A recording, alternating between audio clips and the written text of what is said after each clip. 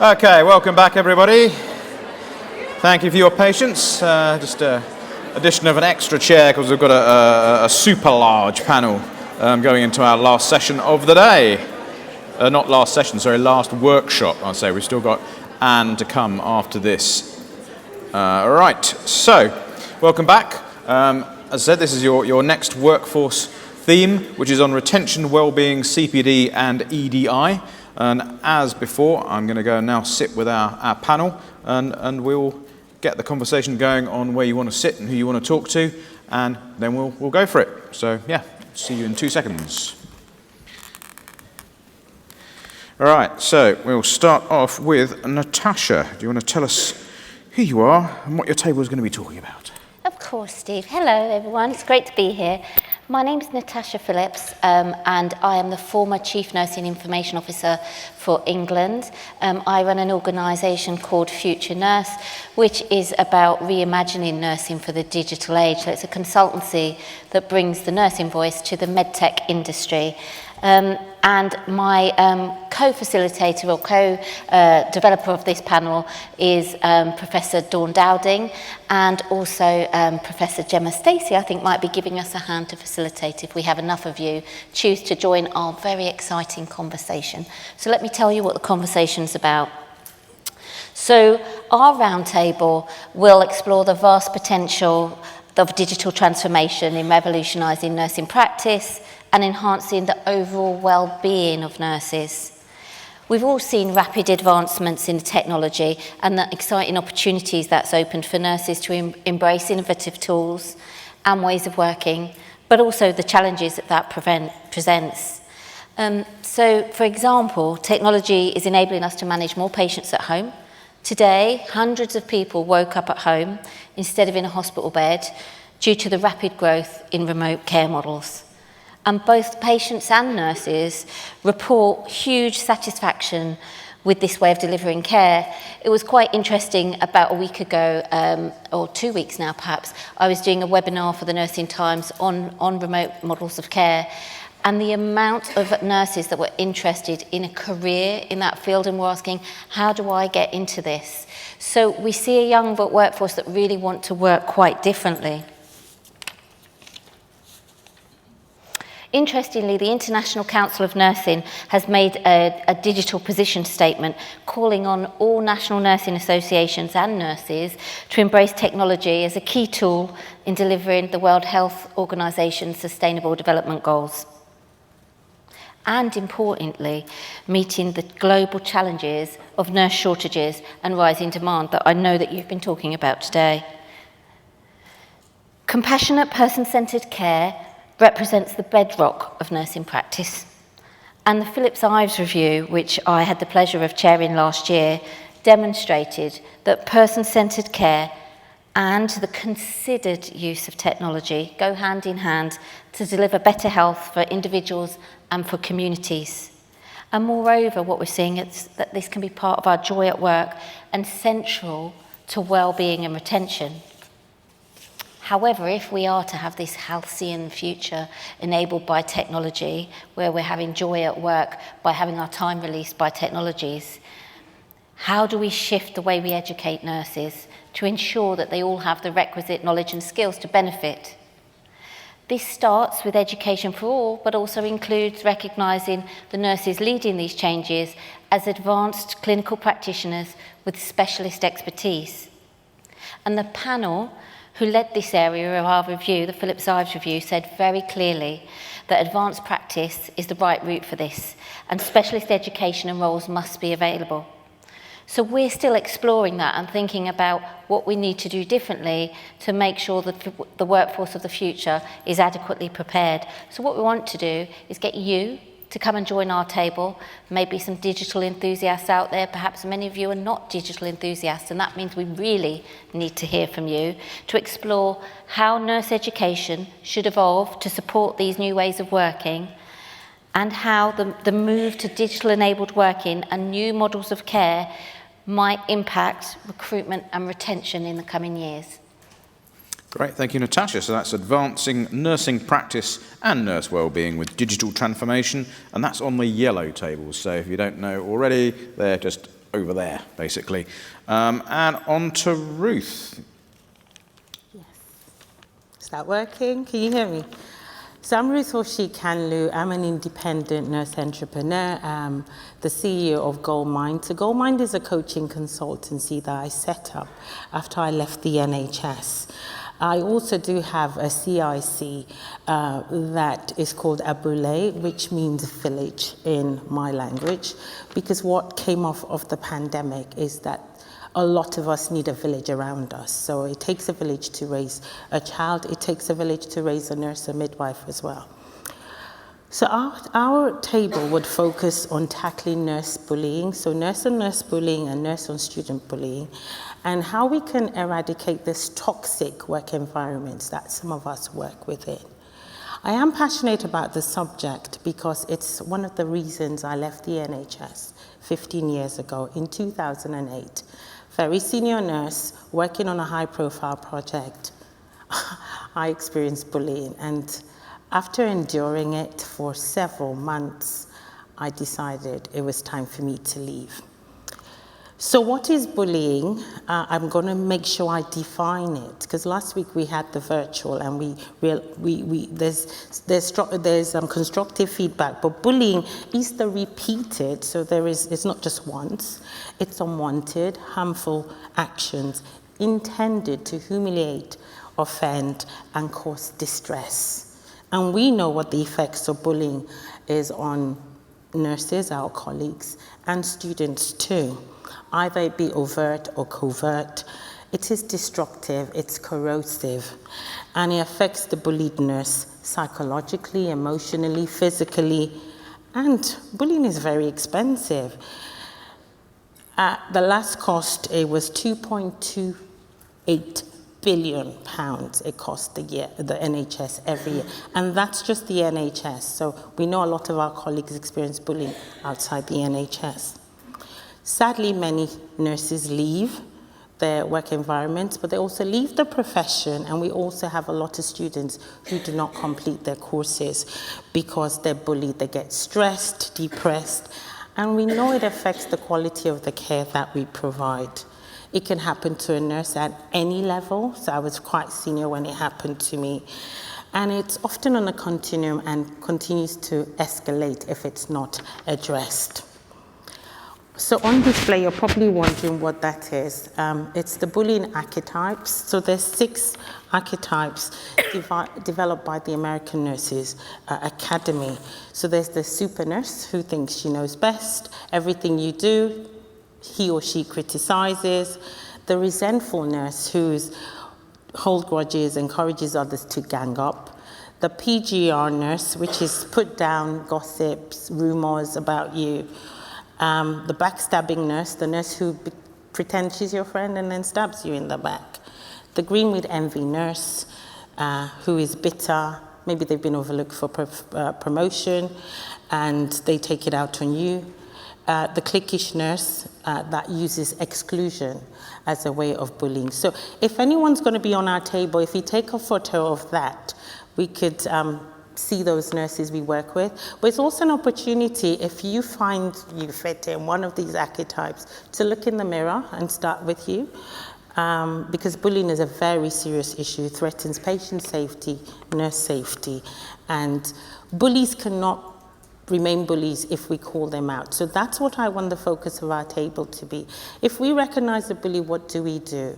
Because bullies only persist if we allow them to. So how we can take collective responsibility, tackle bullying and treat it like a cancer that needs to be eradicated, and potential solutions individually, collectively, and systemically. Great, thank you very much, Ruth. So that's redressing bullying and toxic work environments, which is on table blue. The blue table's in fact over here. And moving on to Patricia. Hello everyone, my name is Patricia Izichi. I am a career, resilience and wellbeing executive coach and consultant, and I work with individuals and teams and organizations to create the careers you want for lives where you thrive. So the purpose of my business is very clear. We spend too much of our lives in our work to not be thriving, so all the work's about how do I empower the people that I work with to have careers where they are using their best skills and strengths, they're showing up authentically and present, but always in a way that supports their health and well-being. Now, we've spent all day talking about retention, so there's clearly an issue in nursing. Nurses are not thriving. Nurses are just about surviving most of the time, and what's being fed back more often than not is that nurses don't know how to progress in their careers. They feel they don't have opportunities, they don't feel they have pathways. So my discussion is about what is happening? What's going wrong? Where is this block happening for nurses in their careers? Why are nurses staying in bands for decades at a time and feeling that they have no space or opportunity to progress to the next part of their careers? They have no idea about what those opportunities are. They have no idea about how they can diversify, which is, given that nursing is so diverse, it's a strange situation that we find ourselves in, that nurses feel that they don't have a clear pathway to their next step in their career. So our conversation is trying to understand what is happening, what are the issues, how can organisations support nurses more in getting clearer in their career direction, what development might nurses need, and how do we empower nurses to take ownership and responsibility for their careers and have a clear direction of where they want to move forward. I always say that the situation we're currently in is like having a leaky bucket. We're recruiting internationally and we're hemorrhaging nurses out at the other end. So how do we stem the flow? How do we hold on to the resource that's so valuable to the NHS? And mid-career nurses in particular are leaving now because they feel they have nowhere to go. And there are so many opportunities out there, but somehow nurses are not aware of them, they're not connecting with them. So our table is trying to figure out what is the issue, what exactly is going on, and how do we go about producing solutions individually, but also in organisations to support nurses in having a much clearer and more defined career pathway so that we can keep them. Fantastic. Thank you, Patricia. So Patricia, as you said, is supporting all nurses and midwives in their career development journey, which is the pink tables, which are just down here. And on to Jay. Good afternoon. Can you all hear me? It's a very quiet room today, isn't it? Oh, it's because I'm sure people can hear me. So my name is Jay Dugani. I'm the Deputy Chief Nurse at Guy's and St Thomas's NHS Foundation Trust. I hold a relatively unique role in that I've got a dual portfolio, as well as being Director of Nursing for Quality and Assurance and Deputy Chief Nurse. I'm also the Exec Director for Equality, Diversity and Inclusion, which gives me a seat on the Exec Committee and the Trust Board for Guy's and St Thomas's. That as a portfolio in its own isn't unique to GSTT. I'm sure it does exist in many other organizations. But here comes the challenge. So I'm here to cheat. I'm here to have conversations and engage you in generating ideas on how we could recognize the diversity, as has been mentioned so far, in all extremes along that continuum of lower levels of diversity to hyperdiversity, and just thinking about how we can come up with the ideas and strategies to truly make our environment inclusive for all nurses and midwives, really. And then I think the challenge really has to be, how do we generate that value and get people to understand what that value is for all stakeholders? And I really encourage people to be expansive as they participate in this conversation, and try and think of people that might be out of your field of vision when you're thinking about demonstrating value, and then what strategies might we employ in demonstrating that value in a way that is measurable in terms of impact, looking into the future. Particularly want to draw out that when you think about all the policies that are in place already, long-term NHS workforce plan, what does that look like in the future in terms of an inclusive NHS, an inclusive local organisation to all stakeholders, be it the patients, be it the public, be it the universities, as far out wide as you can go on this one. And then hopefully we'll have some nuggets to share back to the room. Thank you. Great, thanks. Nice link back to the first session of the day there. Right, okay, so yeah, that's Jay on celebrating diversity and the value of diverse nursing workforce, and he's going to be on the orange tables for the first time today, so the orange tables over there. And last but not least, Juliet. Hi, thanks Steve. Good afternoon everybody. The thing that I would like us to discuss at our table, the green tables, is around the concept of flexibility to aid retention.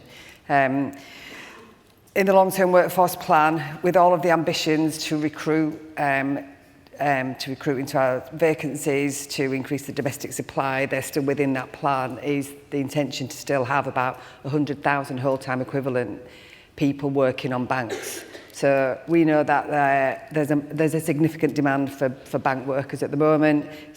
On any given day, you can see 10 to 15% of the workforce is from a bank or sometimes an agency as well. So there's a lot of people who want to use that employment route for lots of different reasons. People are working on banks at all different stages of their career, newly qualified, up through to people who kind of doing a gradual retirement. I was speaking to a couple of people here about their own bank experiences. I worked in the bank in order to get a set of skills that I couldn't get in the role that I had substantively. I know that other people have worked in the bank because they can't. They don't enjoy working in the toxic environment that they're working on. So people are choosing to do this lots of times in their career, and there is a significant number of registered and unregistered workforce on the bank. One of the for quite a lot of the people working on a bank, in our bank, we supply banks to 55 NHS trusts, acute and mental health and community. For 70% of those people on that bank, it is their only source of income. So it's very important route and opportunity. And sometimes people are choosing to work on the bank because they can't get the flexibility in their substantive roles. So the first question I want us to consider is, what is flexibility? We've talked, we hear that term a lot, but I think we all have a different view about what that is. So I'd be interested in having a conversation about, is there a collective view of what flexibility is? I don't think we'll get to that, but I'd be really interested in our conversation. If we get to some sort of consensus, I'd really like to have a conversation following on from that, which is how to use flexibility as a strategy for utilising your own workforce, and that's your substantive staff and your people who are just working on the bank as well. So how might you purposely engage with your workforce differently to improve retention? So we know a lot about what bank workers want, and they obviously want to work on the bank because of pay. Sometimes just to get top-up pay, sometimes because the pay rates are better. But the thing that keeps a healthy bank are when people have got access to training and when they feel part of a team. So with your flexible workforce, how much attention do you pay to their needs to be part of the team, and how much access to training do they get as part of your bank? Because from being a bank supplier, NHS professionals, the retention on the bank is your business as much as it is ours. People will only stay working for you if you give them the things that they need in order to thrive. And then the last thing I'd want us to talk about, which I think is the theme here, is the bank workforce is more ethnically diverse than the general nursing workforce. And we know that sometimes it's quite difficult for people to speak up. Now, when you put those two factors together, that bank staff are less likely to speak up because they might well not get that next shift booked. And then you add that into a more ethnically diverse workforce, you can really be building yourself a problem in terms of patient safety. So how do we pay real attention to a more ethnically diverse workforce that have got a more fragile source of employment to make sure, if nothing else, that we make sure patients are safe, because we know that speaking up is a really important patient safety feature. I would really like us to get to the point where we're really thinking about the education and training needs of that workforce as well. So they were the kind of three questions I wanted us to see if we can get through, but I think there's a real common theme in some of this. So I'm really interested to when we're feeding back. Absolutely. Great. Thank you very much, panel. So just to recap, addressing bullying and work environments, toxic work environments, with Ruth is on blue. Embracing flexible working to increase nurse retention, which is with Juliet, who you just heard from, is on green. Supporting all nurses and midwives with their career development journey is pink, which is Patricia. Advancing nurse practice and nurse wellbeing with digital transformation is with Natasha, and celebrating diversity and the value of the nursing workforce is with Jay on orange. So away you go. In a couple of seconds we'll get going on the feedback, and after that we've got our last session of the day with Anne Casey, which is a brilliant keynote presentation on safe staffing. So right, let's get going.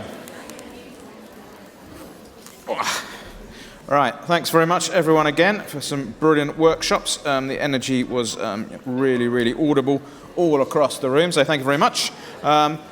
Without further ado, I'm going to ask the panel to give their feedback. And again, we've had a tag team, so Natasha has turned into Dawn. She has, yes.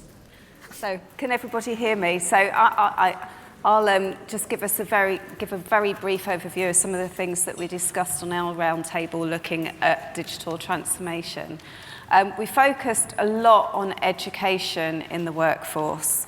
And really were uncovering all sorts of issues to do with the challenges we face as a workforce in this area. And part of that is because of the complexity of the digital systems that we're all being asked to use. They're all different. They're not designed in a user-friendly way quite often.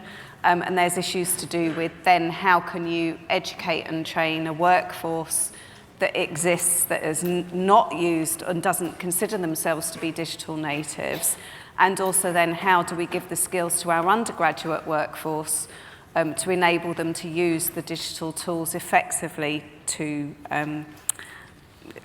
care for people.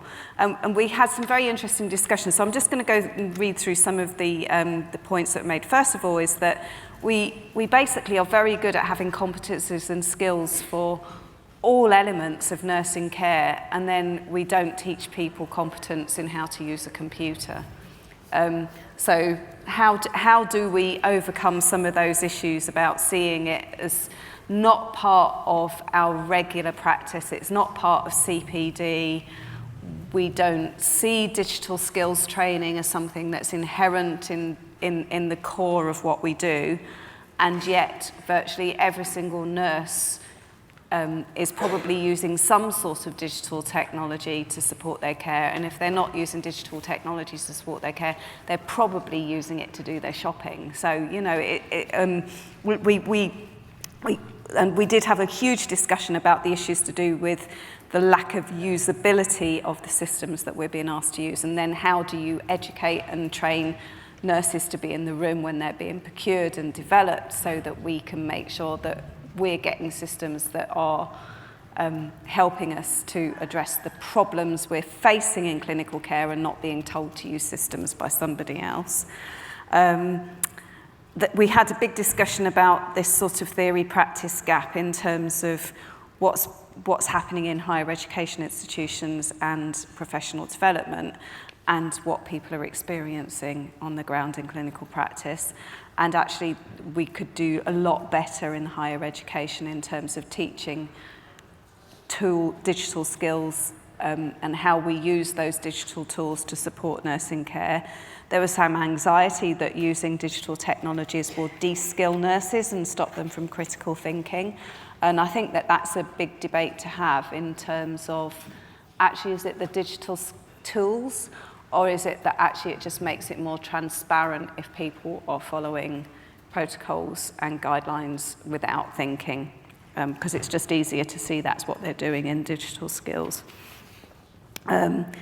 We also had a lot of discussion about just the generation gap and how we upskill our existing workforce. So I think there's a recognition that digital technology has the ability to transform the way we deliver care if it's designed and implemented effectively, and we give people the education they need to use it effectively. Great, thank you, Dawn. So Dawn was yellow, that was Natasha as well. So moving on to Ruth, who was blue. Yes.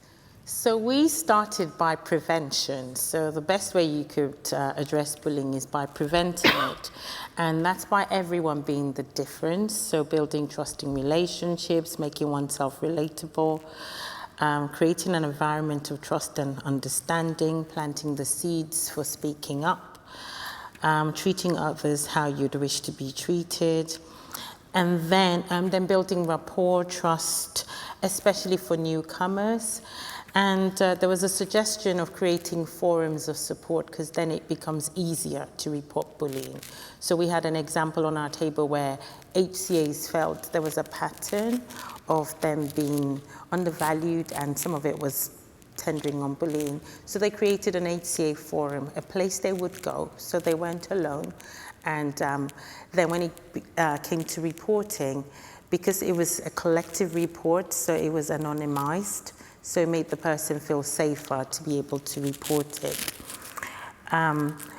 And then we went on to recognizing what bullying is. What does it look like? What does it feel like? And that may require some training and education. The courage to report it, individual courage, but also collective courage, because sometimes within some teams or departments, everybody knew who the bully was. But everyone didn't have the collective courage to report the bullying. So leading by example, what does great look like? Because sadly, some of the reasons why people bully is because they've seen more senior people bully others, so they think that's the way to behave. We talked about cultural competence, although I'm not a fan of cultural competence. I prefer cultural humility, because cultural competence makes it look you're competent, so there's no room for growth. Whereas with humility, then you're always looking and checking your stance, and there's always room for growing, because there's lifelong learning. So you never graduate, as it were. You're always learning, because you're examining what lens you're looking through. You're humble, and there is movement every time. A roadmap to escalation, so people know what the policies are. Sadly, we also had examples of where people had reported bullying, but there was collusion with HR, with senior management, and eventually the person just got moved to another organization. So we talked about, is it time we start linking these bad behaviors to the code, if they're registered professionals? The code is very clear. We've got 4 Ps. And once it's reported, so they can't just move to another organization because there's a record there. And there is evidence, so gather evidence, and if collectively have to report to the NMC, ensure that happens. Then we talked about what if the person is not a registered professional and they just get moved on. If any laws have been broken, and we have Equality Acts, we have other acts to ensure that the workplace is one where people thrive, to use it. And we discussed an example where the police had been involved because a derogatory term had been used. So it got escalated to the police. So there's things we could do. There's support through unions, through the regulator, education, practice. We can all be allies of each other, advocates of each other. Buddy support, so everyone has a buddy, so they could use their buddy. Maybe champions as well. So every organization has freedom to speak up, guardians, but probably have champions within each department. So they're the first person you go to, and they will support you. And then organizational change as well. Sometimes, sadly, the bullies are very senior executives within the organization, which is why, sadly, the organization are quite toxic. I sometimes see people and I think, I hope they have changed, because when I last knew them, they were bullying, and now they're leading. They're a director, they're a nursing executive. So if they haven't changed, what does their organization look like? So protection for speaking up, and then accountability at every level. Upwards, downwards, sideways, so that everyone is taking responsibility. So we can keep our profession a safe one. We could ensure nurses feel safe, and then it affects the quality of the care we give. But there's a lot we could do, and I'm hoping as we're listening, everyone makes a pledge to know what bullying looks like, what it feels like, and to be that support person. Bullies only persist when people keep quiet. So be the person who actually stands up and supports the person being bullied. And before you know, just like bad behavior is corrosive, good behavior, it only takes one person, and then another, and then another, because we need to eradicate this horrible toxic behavior that we know breaks a person's soul, to make sure people thrive at work. Nice, thank you very much. Ruth, who was Blue Tables, and on to Patricia, who was Pink, sort of Pink, we're calling it. Yes. I asked my nurses and midwives to answer 3 questions. The first one was, why are nurses leaving and what are the challenges? The second one was, what resources do they need to improve the situation? And thirdly, what can the organisation do to support them in their career development? And in terms of why nurses are leaving, the biggest one that came up in a lot of variations was space and time. So space and time for them to think about themselves, because by their very nature they're focused on other people the whole time. space and time when they're pressured in their jobs. They're not being released to go on courses or on CPD when it's made available. When they are being offered CPD, it's often cancelled and they have to come back and support within the system. Space and time is an interesting one, pressure on experienced nurses. So experienced nurses were had extra pressure put on them, which made them less available to then go and take part in opportunities that were coming up and looking at training as it was coming up. Another one that came up was confidence, and this one came up through people taking a career break, going to have a family, and then coming back into the profession and losing some confidence, some space as to where they would then go next. Opportunity was a big one, and this came up in terms of not being open to or having visibility of any opportunities within their particular environment. And something that came up was really fascinating at the end was that thinking about nursing from a systems perspective rather than from just a trust perspective. And when one of the nurses raised this, it kind of confused, but it was really interesting. We're talking about retention in terms of not just nurses leaving the NHS, but actually nurses staying within the profession. So when we're thinking about development for nurses, to make it bigger than just staying within the NHS, because someone said very competently and that she's still a nurse, but she's just a nurse in a different part of the system. So actually, if we look at nursing in that way, does that change this whole retention issue? So it's a bit of a side thing, but I thought it was a really interesting point that they brought up. We talked about nurses being pigeonholed, not being given a chance to look at other opportunities. We talked about burnout was an interesting one, because I raised the question, what about burnout? I said, well, burnout is a separate issue. So that wasn't an issue around career development. It was principally around them not being given the opportunity to have the time and space to look at what was out there. And then also career ladders and this whole idea about where they could go. It wasn't clear to anybody what the options were available to them. And I think some pockets had some ladders in their particular framework, but not something that took them across the whole of the NHS or the whole of the system. I think flexibility came up as another issue for them, and the big one, not being invested in, which linked very closely to space and time. They're not being offered career development opportunities, not being offered career planning, they're not being offered career clinics. So all the things that they would need to be able to actually make these decisions they're not having, so that's one of the reasons why they're leaving. So in terms of resources, what came up was clinics would be really useful. Coaching was a big one. Having the opportunity to have these conversations with people that could guide them in terms of where they could go next in their careers. Career ladders in all kinds of directions, a more systems approach to career development so they could see what was out there.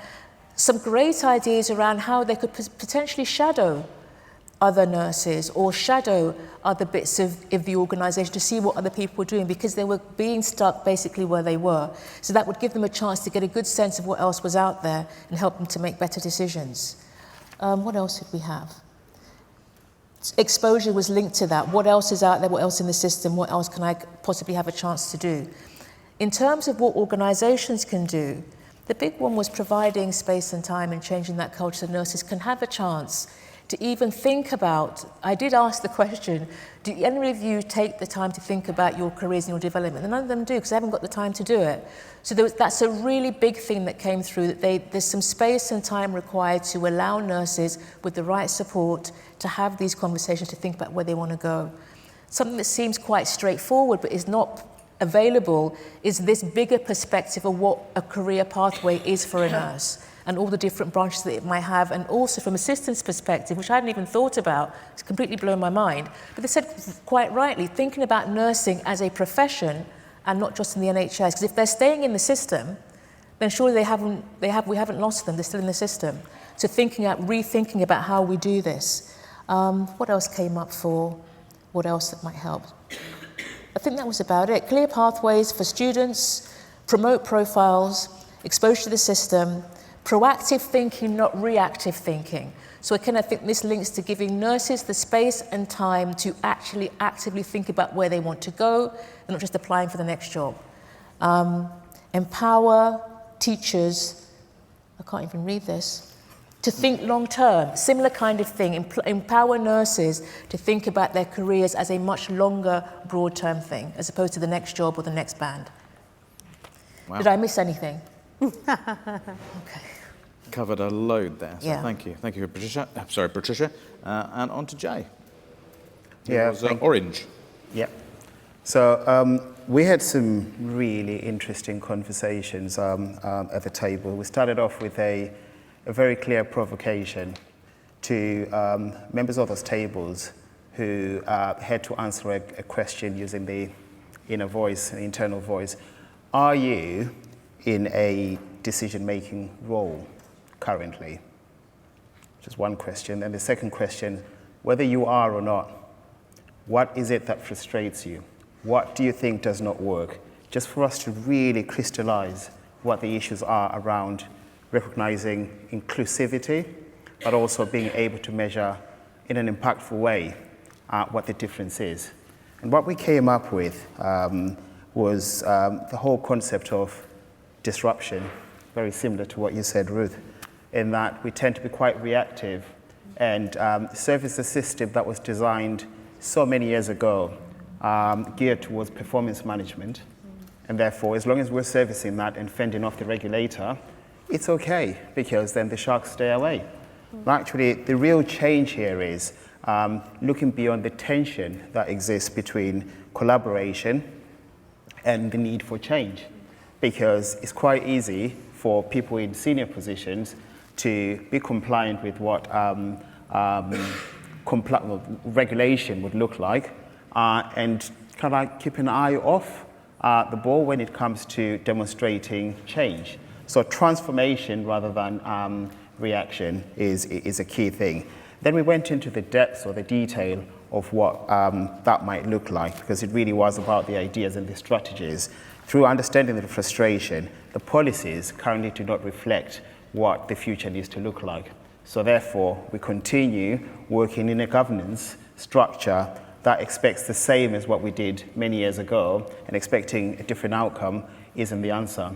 How do we bring the people that have got the vision as to what change needs to look like to the decision-making table, so that they are co-creating and they are collaborating with the senior decision makers to come up with a future that starts to level off the disparities and the differentials in experience. And then we started looking at the ecosystem as well, and not just focusing on nurses alone as a profession and just thinking that we exist amongst other professions. There was an interesting conversation when we said accountability, or the lines of accountability, currently seem to sit with kind of like your vertical structures, whether it's the chief nursing officer, the chief medical officer, chief financial officer. And the discussion was how many organizations represented at the tables were clear about the financial strategy. All of them. How many of them were clear about the inclusion strategy? None of them, apart from a few examples, which were not at organizational level, but were more at departmental level, which raises the next question. If we do have these pockets of brilliance, innovation, and like, how do we scale them up? How do we share them across the board so that people understand how we could proposition a value that everyone else can take away and say, airlift that, in my area, this might work. There were some examples from the Black Country ICS where they commission providers to go and come up with packages, education packages that meet the needs of the ecosystem. So nurses are not necessarily trained as internationally educated or recruited nurses. They are trained as people that work within the system, delivering a value within that. Now, we also talked about the importance of being bold. So a lot of organizations, as I've described already, will probably stay within straight and narrow, if you like, be safe, under the radar, because they're doing what is expected. But change comes from people being disruptors and actually being prepared to go beyond the boundaries which we use at the moment to measure ourselves. That fear of change is such an issue. And we're not talking about novel, new ways of working here. We're talking about structures that have been designed already. So if we were to reclaim the politics of how we govern within the health sector, I'm not just going to be limited to the NHS here, what would that look like? Would we allow people in positions of power, authority, decision makers to continue doing what we've done in the past? Or do we reclaim that and just say, if we have designed something like EDS 22 came up, so which is the Equality Delivery System, which as far as I'm aware, not many organizations use it as part of their assurance framework to measure whether they're making the right kind of impact. We have been talking so far about creating focus groups to understand what value means to different people. Actually, guess what? Someone designed that a long time ago. It is called EDS 22. Go away, read up on it, and find out how you could implement that within your own organization. And then there's something else about the clarity of who holds all of these senior leaders, which I'm one, to account. Is it NHSE? Is it at ICS level? Within the organization, do we just kind of like push it to one side and just say, as long as we're delivering our finance, our activity, and we've got the right engagement score and returns on the NHS staff survey, we've ticked the people bit. It's got to be really systemic. We've got to engage all of the different players within that, use benchmarking data to make sure that we are measuring the impact that we want to see in a few years' time. If I was to leave you with two things. One is we've got to move on from short-termism, which is what came up quite a lot in people describing the frustrations that exist at the moment, to long-termism, which is implied within the long-term workforce plan. How will we be able to measure that we've made the impact that we wanted to make in the future? We've got to design that now, the principles of evaluation and the like. But the final point for me is inclusion or equity. We've got to stop looking at it as though it's an equality in opportunities, but actually it's got to be something about the equality in outcomes. So unless we're looking at the outcomes, we're not measuring the right thing, because it is an accessible world after all. But the issue is we do not feel like we belong. Right at the top there, that's where we need to be.